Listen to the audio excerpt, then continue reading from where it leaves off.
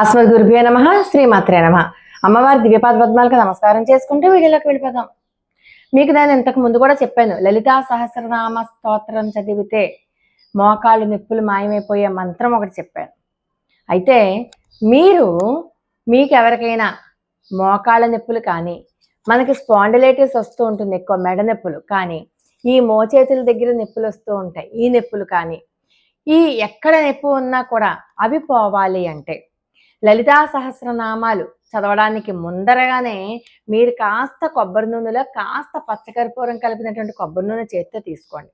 తీసుకుని మీరు మొత్తం నామాలుగా కానీ లేకపోతే శ్లోక రూపంగా కానీ ఉచ్చారణ దోషాలు లేకుండా అవి చదువుతూ మీకు ఎక్కడైతే నొప్పి ఉందో ఆ నొప్పి దగ్గర నెమ్మదిగా రాసుకుంటూ అమ్మవారి యొక్క స్వరూపాన్ని ఊహించుకుంటూ ఎక్కడ నొప్పి ఉంటే అక్కడ, ఏ మోకాళ్ళ దగ్గర అయితే మోకాళ్ళు, మోచేతులు, మెడ ఎక్కడ నొప్పి ఉంటే అక్కడ అలా అలా అనుకుంటూ కనుక మీరు లలితా సహస్రనామ స్తోత్రంలో మీకు ఏ శ్లోకం బాగా వస్తే ఆ శ్లోకం, ఏ శ్లోకమైనా పర్వాలేదు, లేకపోతే ఆ నామాలు వింటూ మొత్తం అంతా ధ్యాస అంతా ఇక్కడే ఉండాలి సుమా.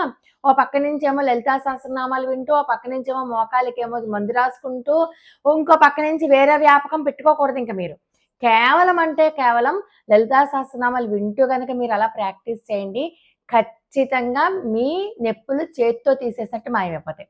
అలాగే రామచంద్రమూర్తి యొక్క మంత్రం శ్రీరామ రామ రామేటి రమే రామే మనోరమే సహస్రనామ తత్తుల్యం రామనామ వరాననే అన్న నామాన్ని మీరు ఎన్నిసార్లు వీలైతే అన్నిసార్లు రోజు అనుకుంటూ అదే స్థలంలో మీరు చెయ్యి పెట్టి రామచంద్రమూర్తి యొక్క దివ్యపాద పద్మాలను స్మరించుకుంటూ, ఆంజనేయ స్వామిని స్మరించుకుంటూ కనుక మీరు అలా రాసుకుంటూ ఉన్నారంటే నొప్పి ఉన్న భాగంలో చేయి పెట్టి ఆ మంత్రాన్ని ఎన్నిసార్లు వీలైతే అన్నిసార్లు చదివితే ఖచ్చితంగా నొప్పి పోతుంది.